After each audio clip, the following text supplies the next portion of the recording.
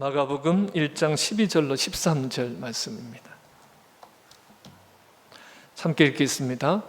성령이 곧 예수를 광야로 몰아내신지라 광야에서 40일을 계시면서 사탄에게 시험을 받으시며 들짐승과 함께 계시니 천사들이 수종들더라. 아멘. 네, 감사합니다. 오늘 말씀의 주제는 위대한 승리의 서막, 위대한 승리의 시작, 이런 의미로 말씀을 전하도록 하겠습니다. 우리 함께 보셨지만 마가복음의 시작이 어떻게 시작이 되어지죠? 하나님의 아들 예수 그리스도의 복음의 시작이다. 이것이 위대한 선언이다 그랬습니다. 이것이 위대한 선언인 것은 예수님을 하나님의 아들과 그리스도로 믿는 이 복음이 모든 것의 근원이고 모든 것의 원리이기 때문입니다. 자, 이어서 세례 요한의 이야기가 이어집니다. 세례 요한이 주의 길을 준비하라, 그가 오실 길을 곧게 하라, 이렇게 기록된 것 같이 죄사함에 관한 세례를 전파하며 물로 세례를 줍니다. 또한 이어서 세례 요한이 전파하죠. 나는 물로 세례를 베풀었거니와 내 뒤에 오시는 이는 성령으로 세례를 베푸시리라, 이렇게 전파합니다. 자, 예수님께서 세례 요한에게 세례를 받으시고 물에서 올라오실새 어떤 일이 벌어지죠? 하늘이 갈라지고 성령이 비둘기같이 예수님에게 내려옵니다. 한번 생각해 보세요. 예수님이 물에서 올라오실 때 하늘이 열리고 성령이 비둘기같이 예수님 위에 내려옵니다. 또 하늘로부터 소리가 납니다. 너는 내 사랑하는 아들이라, 내가 너를 기뻐하노라. 하늘이 확증합니다. 성령으로 세례를 주시는 하나님의 아들이시며 구원자이심을, 그리스도이심을 하늘이 확증합니다. 예수님은 하나님과 동등된 분이시죠. 하나님과 예수님과 성령님은 하나이십니다. 그래서 예수 그리스도가 하나님의 아들이신 것은 이제 우리로 하여금 하나님의 아들이 되어지는 길이 열려지는 것이죠. 또 예수님께서 하나님의 아들로서 이 땅에서 하나님의 일을 온전하게 이루셨듯이, 그 하나님의 일들을 대행하셨듯이 이제 예수님을 믿는 사람들은 하나님의 자녀가 되어서 예수님이 하신 일들을 대신하게 되어짐을 말씀하고 있는 것입니다. 자, 이어서 오늘 본문의 말씀은 이제 사탄의 시험을 받으시는 이야기입니다. 자, 왜 이것이 위대한 승리인지 말씀을 통해서 함께 나눠보겠습니다. 자, 예수님께서 세례를 받으시자마자 성령의 인도하심을 받아서 광야로 갑니다. 광야로 가서 40일 동안 시험 받으셔요. 시험하는 대상은 사탄이 예수님을 40일 동안 시험했다, 이렇게 마가복음은 간략하게 기록하고 있습니다. 이에 대해서 우리가 좀 의문을 갖게 되었습니다. 왜 예수님이 사탄에게 시험을 받으셨을까 하는 것입니다. 왜 시험을 받으셨을까? 여기서 시험 받으셨다라고 하는 것은요, 예수님이 사탄과 대결하셨다, 이런 의미예요. 대결하셨다. 여러분, 사탄은 죄의 화신이죠. 마귀의 세력은 인간에게 그 내면의 죄의 속성, 즉 원죄를 통해서 세상에서 죄의 권세를 통해서 지배력을 행사하고 있습니다. 마귀는 계속해서 그 지배력을 행사하고 있습니다. 무엇을 통해서요? 무엇을 타고 행사할까요? 거듭나지 못한 인간의 본성을 타고. 거듭나지 못한 인간의 본성이라는 것은 스스로 하나님이 되어진, 스스로 주인이 되어진 이 인간의 본성을 타고 계속해서 마귀는 그 영향력을, 그 지배력을 행사하고 있습니다. 따라서 예수님의 구원 사역은 이러한 사탄의 권세를 몰아내는 사역입니다. 사탄에게 시험을 받으셨다라고 하는 것은 사탄의 세력을 제압하셨다, 이런 뜻을 가지고 있습니다. 예수님은 사탄의 세력을 제압하신 분이십니다. 요한일서 3장 8절 말씀 보겠습니다. 요한일서 3장 8절 크게 읽습니다. 죄를 짓는 자는 마귀에게 속하나니 마귀는 처음부터 범죄함이니라. 하나님의 아들이 나타나신 것은 마귀의 일을 멸하려 하심이니라. 아멘. 그러니까 하나님의 아들 예수 그리스도가 나타나신 것은 마귀의 일을 멸하려 하심이다 말씀하고 있습니다.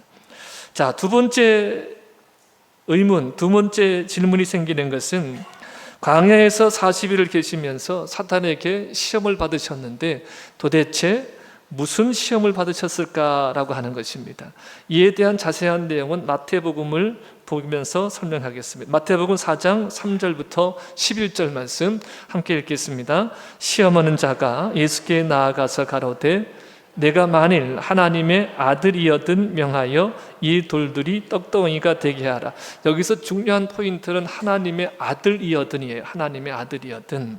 자, 4절 예수께서 대답하여 가라사대 기록되었을 때 사람이 떡으로만 살 것이 아니요 하나님의 입으로 나오는 모든 말씀으로 살 것이라 하였느니라 하시니 이에 마귀가 예수를 거룩한 성으로 데려다가 성전 꼭대기에 세우고 가로되 내가 만일 하나님의 아들이여든 뛰어내리라.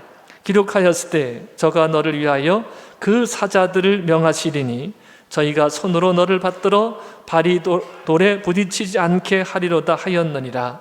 예수께서 이르시되 또 기록되었을 때 주 너의 하나님을 시험치 말라 하였느니라 하신대 마귀가 또 그를 데리고 지극히 높은 산으로 가서 천하 만국과 그 영광을 보여 가로되 만일 내게 엎드려 경배하면 이 모든 것을 내게 주리라. 이에 예수께서 말씀하시되 사탄아 물러가라. 기록되었을 때 주 너의 하나님께 경배하고 다만 그를 섬기라 하였느니라. 이에 마귀는 예수를 떠나고 천사들이 나와서 수종드니라. 아멘.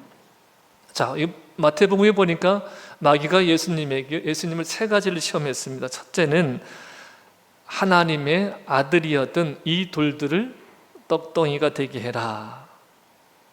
예수님이 어떻게 물리치시죠? 사람이 떡으로만 살 것이 아니요 하나님의 입으로 나오는 모든 말씀으로 살 것이니라. 두 번째 시험이 하나님의 아들이었던 성전 꼭대기에서 뛰어내리라. 그러면 사자가 다치지 않게 할 것이다. 그랬더니 예수님이 어떻게 물리치셔요? 주 너의 하나님을 시험치 말라 하였느니라. 세 번째 시험이 천하 만국을 보여주며 이렇게 말합니다. 내게 경배하면 이 모든 것을 내게 주리라. 예수님이 어떻게 물리치셔요?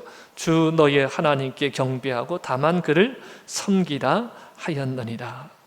그러니까 예수님이 이렇게 말씀하세요. 마귀는 하나님의 아들이었던 돌이 떡덩이가 되게 하는 기적을 일으키고 네가 하나님의 아들이었던 하나님이 증명해 주실 거다. 성전 높은 거 뛰어내려도 천사들을 보내서 돌에 부딪히지 않게 할 거다. 그리고 너는 내게 경배하라. 그러면 내가 지금 보는 천하 만국을 다 내게 줄 것이다. 이렇게 미혹하거든요. 근데 예수님이 말씀하시는 것은 뭐냐면 하나님의 아들은 기적으로 증명되는 게 아니다. 하나님의 아들은 기적으로도 또 천사가 다치지 않게 하는 것으로도 천하 만국을 소유하는 것으로도 하나님의 아들됨이 증명되는 것이 아니다. 이렇게 말씀을 하시는 거예요.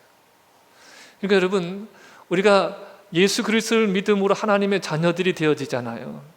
그러니까 이 하나님의 자녀들은 어떤 세상의 권세와 부와 권력과 이런 것을 가짐이 하나님의 아들로 증명되어지는 것이 아니라 우리가 하나님의 자녀됨은 예수 그리스도께서 행하신 대로 하나님께서 우리에게 명하신 일들을 이루므로 나타내므로 그것이 하나님의 자녀됨이다. 이렇게 말씀하시는 거예요. 자, 그런데 우리가 한번 생각해 볼 것이 뭐냐면 단순히 예수님을 이렇게 시험하신 것은 그냥 이렇게 드러나는 모습이 아니라 그 이면에 보면 마귀가 사탄이 예수님을 시험하는 그런 숨은 의도가 있다는 것입니다. 그 숨은 의도가 무엇일까? 우리가 이 본문을 비롯한 복음서와 예수님의 사역을 이해하기 위해서는요, 말라기 이후에 하나님이 이제 침묵하시잖아요. 누구 때까지? 세례 요한 때까지. 이때가 이제 암흑기라 그럽니다. 하나님의 말씀이 없음이 암흑기다. 이때를 침묵기라 그러는데 이때 이 신구약 중간기에 대한 이해가 우리가 좀 필요한데요. 유대인들이 바벨론으로 귀환해서 이제 바벨론에서 귀환하고 그래서 나라를 재건한 후에 생겨나는 주요 신학적인 주제가 뭐냐면 메시아 신앙이에요. 메시아 신앙. 메시아 신앙이라고 하는 것은 구원자가 올 거라는 얘기죠. 하나님이 구원자를 보내실 거라는 것입니다. 그러니까 BC 721년에 북이스라엘이 아수르에 망하고요, BC 584년에 남유다가 바벨론에 멸망합니다. 그리고 수백 년 동안 강대국들의 식민 지배에 시달리게 되어지죠. 그래서 유대인들은 포로기를 통해서 제사신앙, 제물을 잡아들인 제사신앙에서, 성전이 없잖아요, 포로 잡혀갔으니까, 이 제사신앙에서 이제 회당에 모여지는 율법 준수 신앙, 이 율법 신앙으로 다시 거듭나게 되어지고, 또 기적적인 방법으로 귀환하고 나서는 독특한 이제 메시아 신앙이 생겨나게 되어지는 거예요. 다시 말하면 하나님이 구원자를 보내실 거다, 하나님이 초자연적인 초능력적인 메시아를 보내셔서 자신들을 해방시킬 뿐만 아니라 반대로 전 세계를 지배하게 하시리라고 생각해서 이런 메시아를 기다리고 있었습니다. 그래서 그들은 수백 년 동안 메시아를 기다리면서 그가 왔을 때 행사할 어떤 초자연적인 능력들을, 이러한 능력들을 구체적으로 예상해 봤습니다. 근데 기본적인 방향이 뭐냐면, 메시아가 초자연적인 능력으로 이러한 로마 제국 같은 강대국을 이기고 황제로 등극해서 이 세상에 이제 이스라엘이 다 다스리게 하리라, 지배하리라고 하는 그런 예상들을 가지고 있었습니다. 그러니까 그 결과 메시아라고 하는 능력은 무엇으로 증명이 되어지는 거예요? 초자연적인 능력. 그 능력 여부에 따라서 메시아다, 이렇게 결정이 되어지는 것입니다. 그래서 이런 이유로 유대인들은 끊임없이 예수님에게도 하늘로부터 오는 표적이 뭐냐, 하늘로부터 오는 표적이 뭐냐 계속 보여달라고 요구하는 거예요. 하늘로부터 오는 표적을 보여주면 우리가 믿겠다는 거예요. 하늘로부터 온 표적이 뭡니까? 어떤 초자연적인 초능력적인 어떤 기사와 표적을 보여주면 우리가 믿겠다라고 계속해서 예수님에게 말하는 거예요.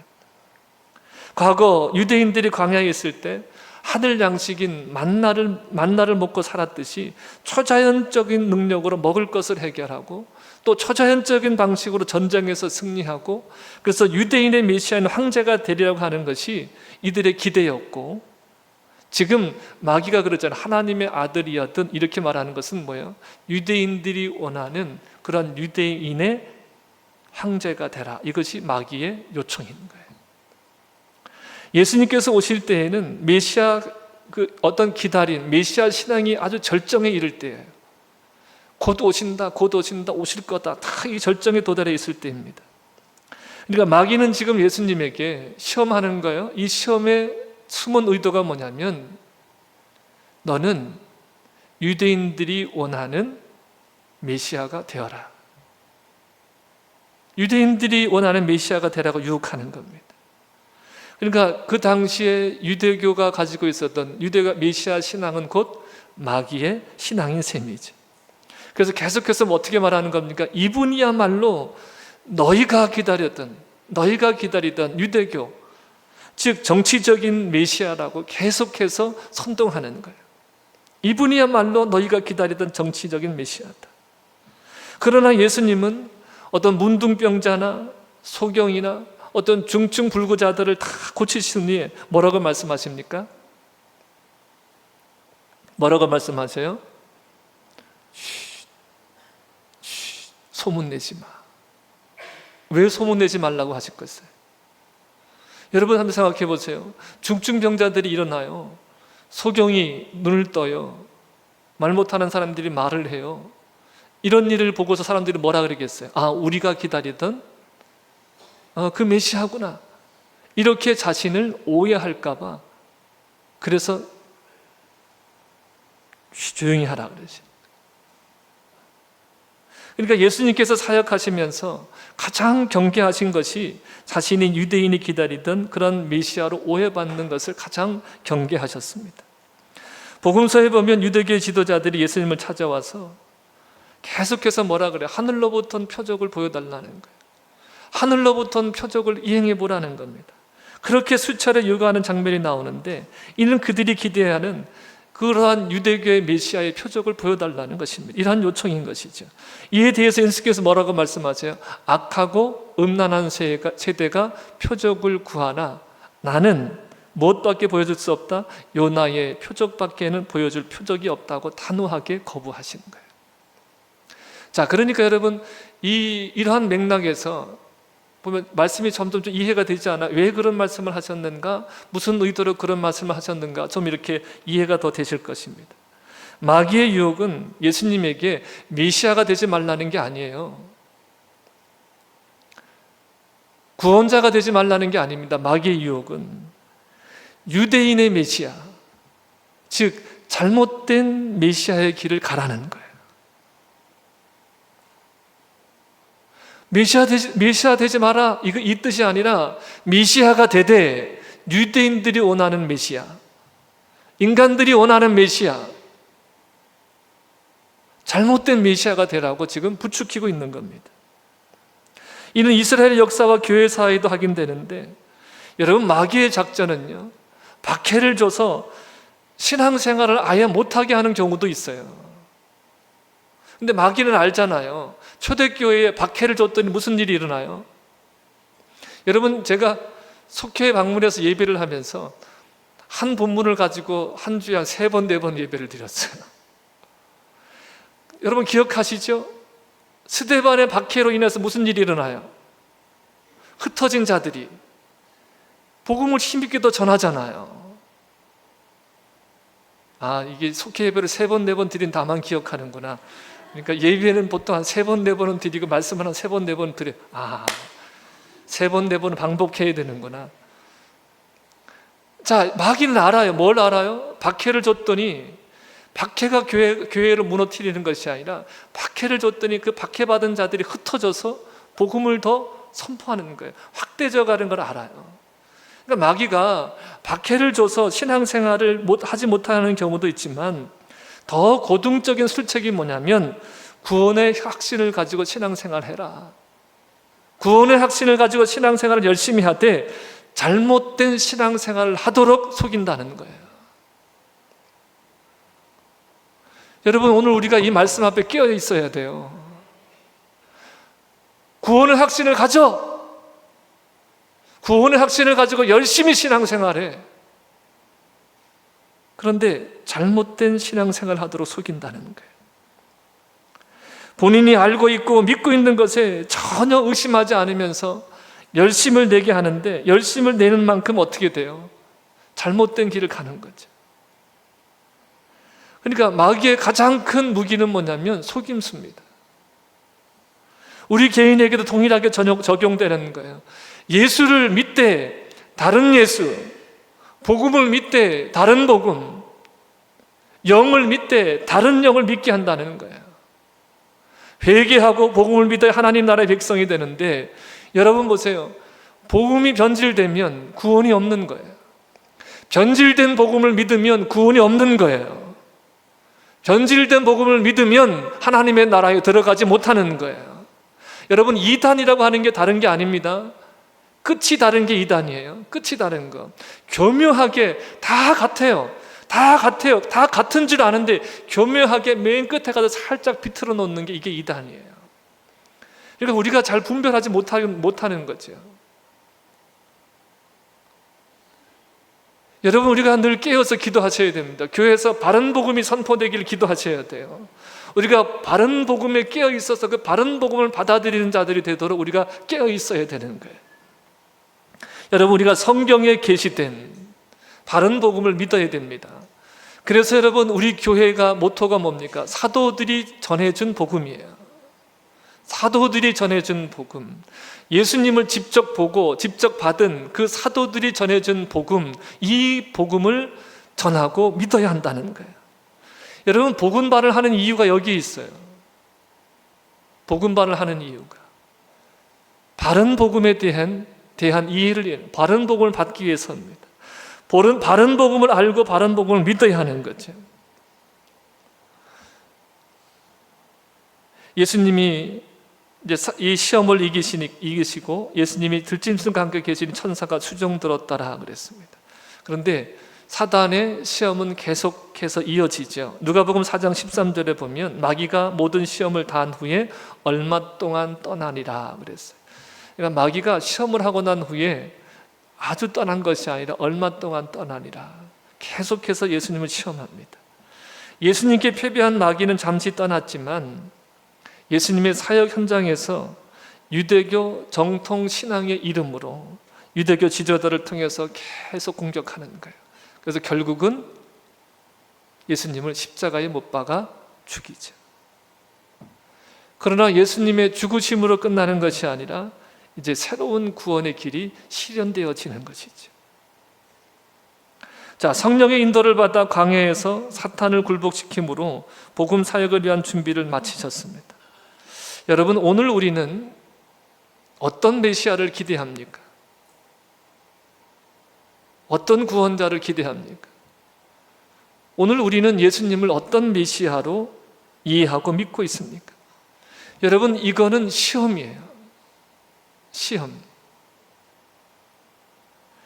테스트가 아니고 템프테이션이에요. 미혹입니다.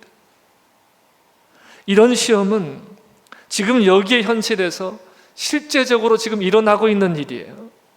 예수님만 시험을 받으신 것이 아니라 지금 이 시험은 지금 우리들에게도 이 현실 속에서 실제적으로 일어나고 있는 시험이라고 하는 거예요.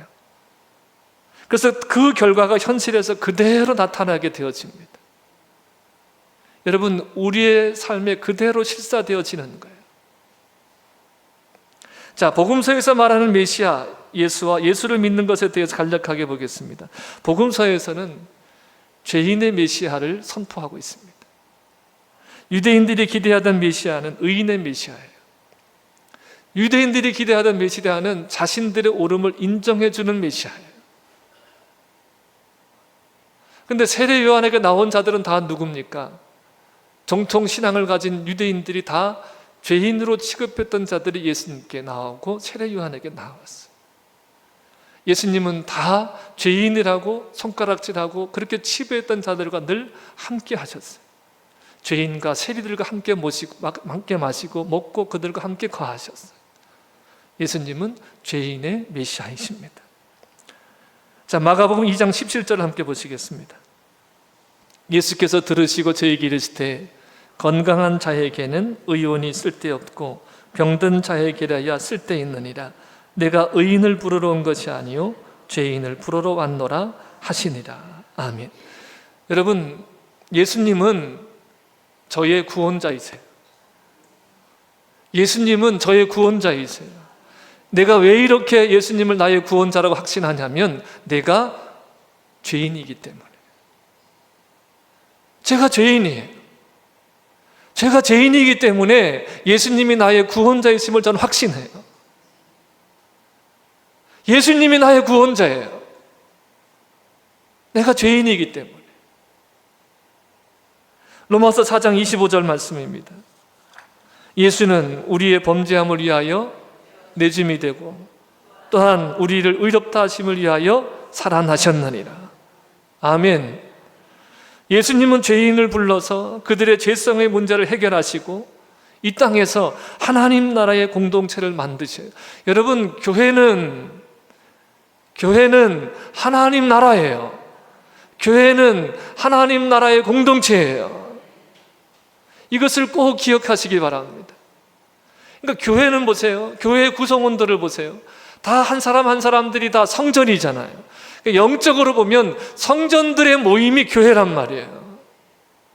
근데 여러분, 우리가 기억해야 될 것이 뭐냐면 교인으로, 나 여기에 등록되어 있는 교인으로 모여 있을지 모르지만 교회가 아닌 사람들이 있어요. 그가 누굽니까? 성전을 이루지 못한 사람들. 안타까운 일이지만 교회의 행정상으로 보면 교인이에요. 교인이 맞아요. 그 사람은 동해 제일감리교회 교인이 맞아요. 등록교인이 맞아요. 그런데 영적으로 보면 그 교회의 일원이 아니라는 거예요. 왜? 성전이 이루어지지 않기 때문에. 여러분, 굉장히 중요한 문제입니다. 하나님의 나라를 이루는 공동체가 교회예요. 이 교회를 통해서 무엇을 이루시길 원하십니까? 하나님의 나라를 보여주는 공동체, 선교 공동체가 되어져서 하나님의 나라에 사람들이 속해 들어오게 하는 거예요. 여러분, 우리가 가서 전하잖아요. 예수를 전함이 효율적이지 않아요. 점점 더 합니다.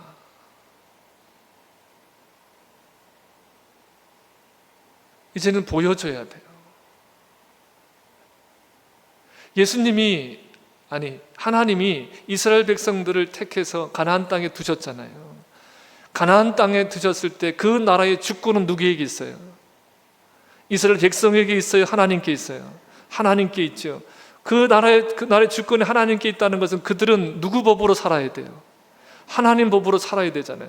하나님의 법으로 사는 백성의 형통함을 하나님이 보이기를 원하시는 거예요. 형통함뿐만 아니라 거룩함을 보이기를 원하시는 거예요. 여러분, 성경에서 거룩함이라고 하는 것이요, 가장 가까운 단어가 뭐냐면 평등함이에요. 그들 속에 부자와 가난한 자가 없어요. 그들 속에 평화가 이루어지는 거예요. 그 나라를 보여줌으로 인해서 주변의 나라 사람들이 그 나라에 들어오기를 소원하는 거예요. 희망하는 거예요. 그래서 그 나라에 들어오는 거예요. 여러분, 우리의 교회됨을 회복할 수 있기를 축복합니다. 예수님께서 이런 일을 하는 사람을 하나님의 아들이다 이렇게 부르셨어요. 두 번째, 예수님은 진리의 메시아이시죠. 이건 주로 요한복음에 나타납니다. 유대인들이 아닌 이방인들은 어떤 유대교의 의인이다, 죄인이다 이런 개념이 없어요. 요한은 이들에게 예수님은 진리의 메시아라고 소개하고 있습니다. 또한 예수님을 말씀이라고 하는데, 말씀 즉 로고스는 헬라인들이 찾던 진리입니다. 또 성령은 진리의 영, 깨닫게 하는 영, 이를 돕는 보혜사라고 해석을 하고 있습니다. 예수님께서 요한복음 14장 6절에 말씀하시죠. 너무 잘 아시는 말씀 함께 보실까요? 예수께서 가라사대 내가 곧 길이요 진리요 생명이니 나로 말림지 않고서 아버지께 올 자가 없느니라. 6장 63절 살리는 것은 영이니 육은 무익하느라 내가 너희에게 이른 말이 영이요 생명이라. 요한복음 6장 29절 예수께서 대답하여 가라사대 하나님의 보내신 자를 믿는 것이 하나님의 일이니라. 아멘. 예수님은 길이요 진리요 생명이십니다. 이것을 지금 복음서가 선포하고 있어요.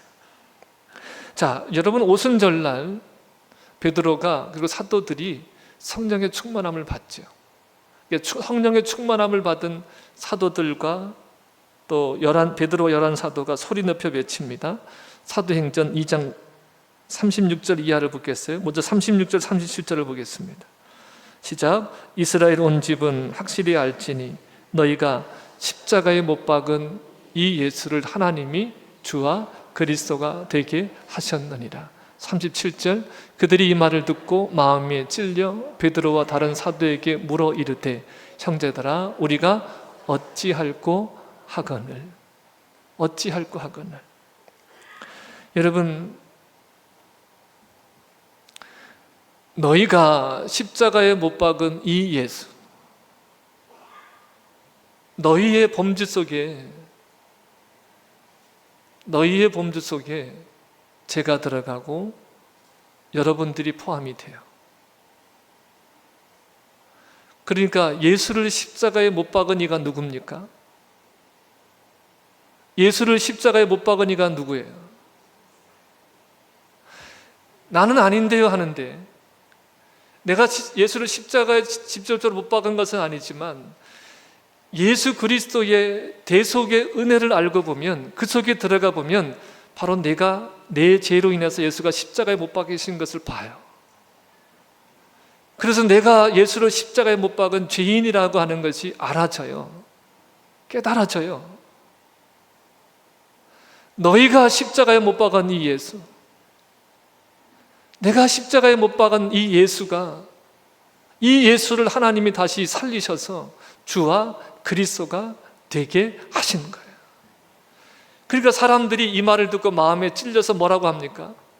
베드로와 다른 사도를 물어 이르되 형제들아 우리가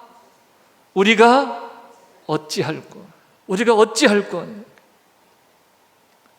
여러분, 우리가 어찌해야 됩니까? 우리가 어찌해야 되는 거죠?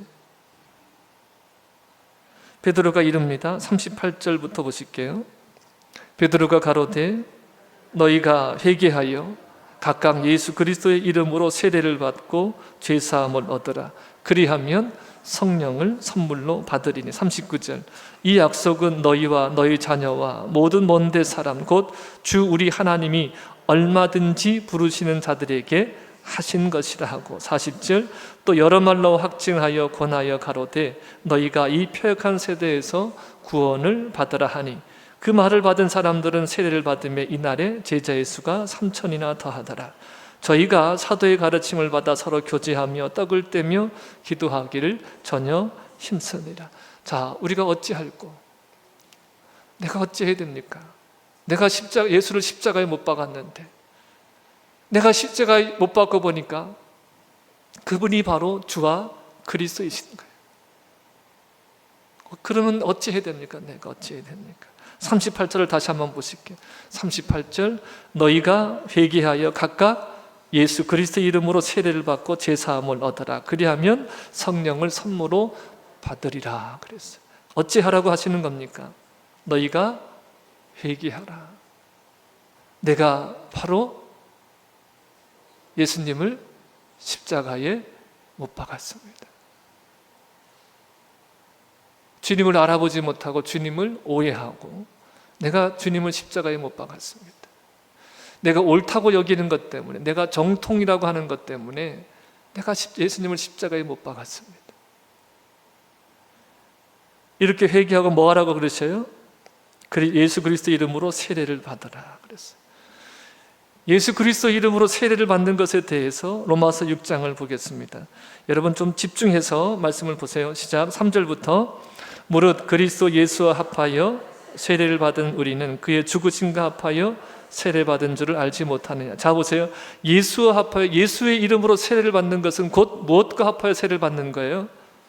그의 죽으심과 합하여 세례를 받는 거예요. 그러니까 예수의 죽음이 곧 누구의 죽음이에요? 내 죽음. 4절에 뭡니다. 그러므로 우리가 그의 죽으심과 합하여 세례를 받음으로 그와 함께 뭐가 되었어요? 장사되었어요. 여러분, 산 사람 장사 지냅니까? 죽은 사람 장사 지냅니까? 죽은 사람이에요. 죽었어요. 장사 지냈어요. 이는 아버지의 영광으로 말미암아 그리스도를 죽은 자 가운데 살리신 것 같이 우리도 또한 어떻게 하시려고? 새 생명 가운데 행하게 하려 하십니다. 자, 5절. 만일 우리가 그의 죽으심을 본받아 연합한 자가 되었으면 또한 그의 부활을 본받아 연합한 자도 되리라. 부활의 복음이에요. 6절에 우리가 알거니와 우리 옛사람이 예수와 함께 십자가에 못 박힌 것은 죄의 몸이 멸하여 다시는 우리가 죄에게 종노릇하지 아니하려 함이니. 7절. 이는 죽은 자가 죄에서 벗어나 의롭다 하심을 얻었음이니라. 8절. 만일 우리가 그리스도와 함께 죽었으면 또한 그와 함께 살 줄을 믿나니 이는 그리스도께서 죽은 자 가운데서 사셨음에 다시 죽지 아니하시고 사망이 다시 그를 주장하지 못할 줄을 알미로다. 10절 말씀. 그의 죽으심은 죄에 대하여 단번에 죽으심이요 그의 살으심은 하나님께 대하여 살으심이니. 11절. 크게 이와 같이 너희도 너희 자신을 죄에 대하여는 죽은 자요 그리스도 예수 안에서 하나님을 대하여는 산 자로 여길지어다. 아멘. 자, 여러분 보세요. 예수 그리스도가 우리를 대신하여 죽으심을 믿습니다. 그렇죠? 그리고 죽은 자 가운데 예수님을 다시 하나님이 살리심을 믿어요. 그러니까 여러분, 우리 대속을 믿을 때 우리에게 내가 예수 그리스도와 함께 십자가에 못 박혀 죽습니다. 내가 예수 그리스도의 대속함을 믿으면, 십자가의 대속을 믿으면 예수 그리스도와 함께 내가 십자가에 못 박혀 죽어요. 내가 예수 그리스도의 부활에 연합되어지면 예수 그리스도와 함께 다시 살아나요. 허물과 죄로 죽었던 너희를 다시 살리셨도다. 함께 살리시고 함께 일으키시고 함께 앉히셨도다. 이제는 우리가 하나님으로부터 의로운 자가 되었습니다. 죄에 대하여는 죽은 자요 하나님께 대하여는 산자가 되었습니다. 사단의 시험을 이기신 그 주님께서 아버지의 뜻을 십자가에 다 이루시고 부활하셔서 우리에게 이루시는 일이 뭡니까? 십자가와 부활의 복음, 우리를 예수 그리스도와 함께 십자가에 못 박혀 죽게 하시고 예수 그리스도의 부활에 연합해서 다시 새 생명 가운데 행하게 하시는 거예요. 여러분, 우리는 죽은 자가 아닙니다. 예수 안에서 새로 지으심을 받은 자들임을 믿으시길 바랍니다. 새로 지으심을 받았습니다. 우리는 육체의 욕심을 따라 지내면서 육체와 마음이 원하는 것을 하여 다른 일과 같이 본질상 진노의 자녀였습니다. 그러나 긍휼이 풍성하신 하나님이 우리를 사랑하지 그 큰 사랑으로 인해서 허물로 죽은 우리를 그리스도와 함께 어떻게 하셨어요? 살리셨고 함께 일으키셨고 함께 하늘에 앉히셨어요. 그리스도 예수 안에서. 에베소서 2장 10절을 보시겠습니다.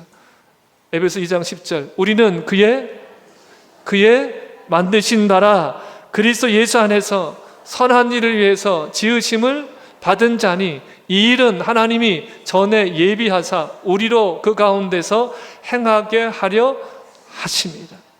아멘. 자, 6장 15절, 갈라디아서 6장 15절, 할례나 무할례가 아무것도 아니라되 오직 새로 지으심을 받는 것만이 중요하니라. 고린도후서 5장 17절로 21절 보겠습니다. 그런즉 누구든지 그리스도 안에 있으면 새로운 피조물이라. 이전 것은 지나갔으니 보라 새 것이 되었도다.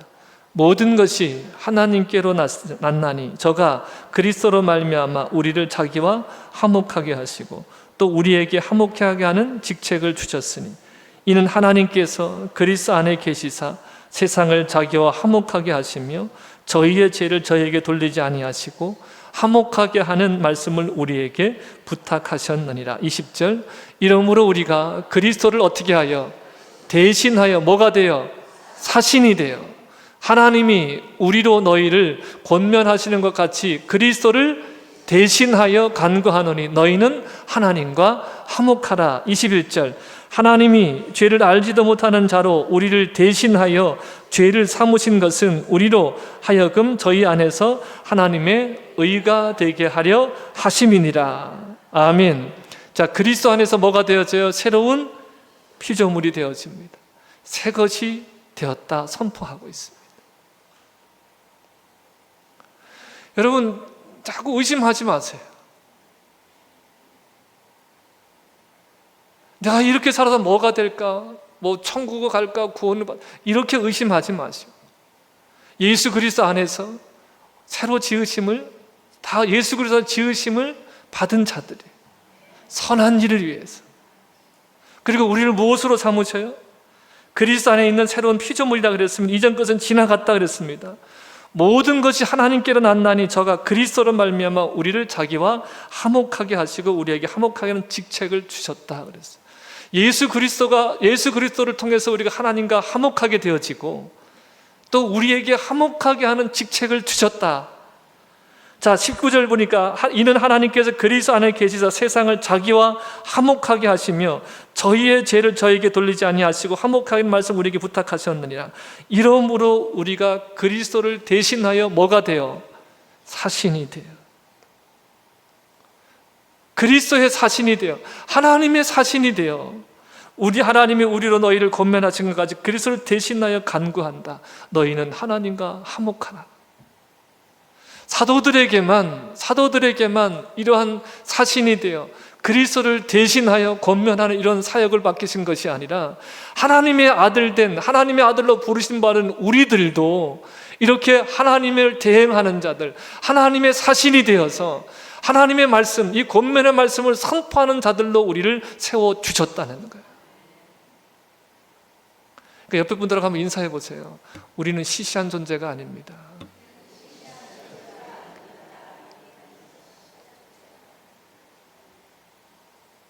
여러분, 어떤 다른 것으로 우리의 존재감이 드러나거나 우리가 막 힘이 되고 용기가 되고 이런 게 아니에요.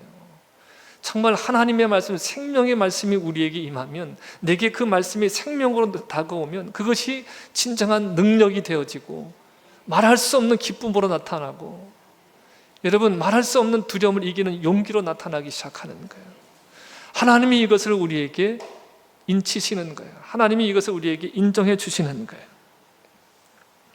여러분, 우리가 그리스도를 대신하여 사신이 되었습니다. 우리가 하나님의 의를 나타내도록 성령을 보내주셨고, 성령이 하나님의 의를 나타내도록 우리를 도우십니다. 여러분, 예수 그리스도의 승리가 예수 그리스도를 믿는 우리들의 승리임을 믿으시기를 축복합니다.